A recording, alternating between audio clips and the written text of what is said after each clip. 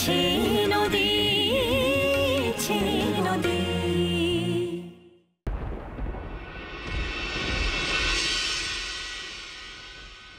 কই তোমার হলো? হ্যাঁ হ্যাঁ এই জানছি। এই তো মেঘলা, মেঘলা তুমি কি আজ গুরুজির বাড়িতে একা যাবে নাকি?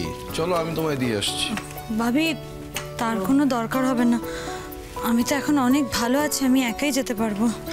মেঘলা আর কটা দিন বিশ্রাম নিলে ভালো হতো নাকি? আমি পারবো মা। না না, তুমি পারবে কি পারবে না সেটা তো তোমার সামনে তোমার ডাক্তার বসে আছেন, তাকে জিজ্ঞাসা করি। আচ্ছা ও কি আজকে যেতে পারবে, মানে যাবে? আঙ্কেল অ্যাজ এ ডক্টর আমার মনে হয় চিকিৎসার ক্ষেত্রে হেলথটা যতটা ইম্পর্ট্যান্ট, মনটাও কিন্তু ঠিক ততটাই ইম্পর্ট্যান্ট।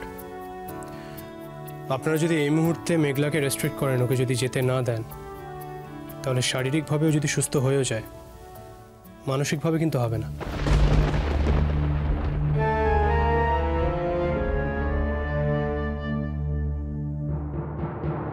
মেঘলাকে এখন সব কিছু উপেক্ষা করে যেতেই হবে গুরুজির বাড়ি।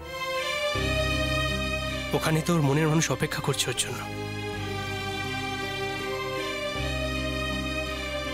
কেন যে এই কথাটা তুমি বললে অনুরাগ, সে আর কেউ না বুঝলেও আমি তো ঠিকই বুঝতে পারছি।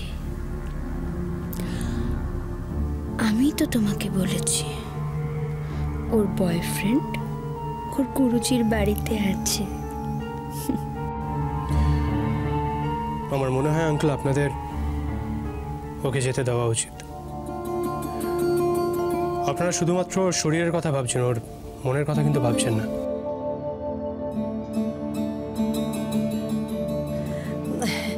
না না বাবা, মনের আবার আলাদা করে কি আছে? ওর তো গুরুজির সাথে রোজই দেখা হয়।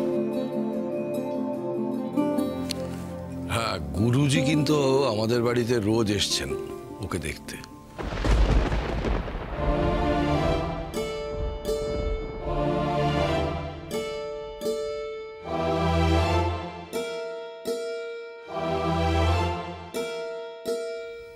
আঙ্কেল, গুরুজির মেঘলাকে দেখতে আপনাদের বাড়ি আসা আর মেঘলার গুরুজির বাড়ি যাওয়া হয়তো এক নয়, তার মধ্যে তো একটা পার্থক্য থাকতে পারে।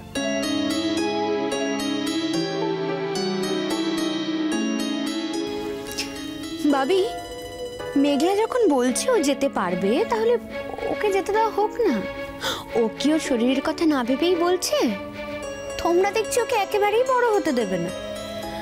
তুই যা তো মেঘলা।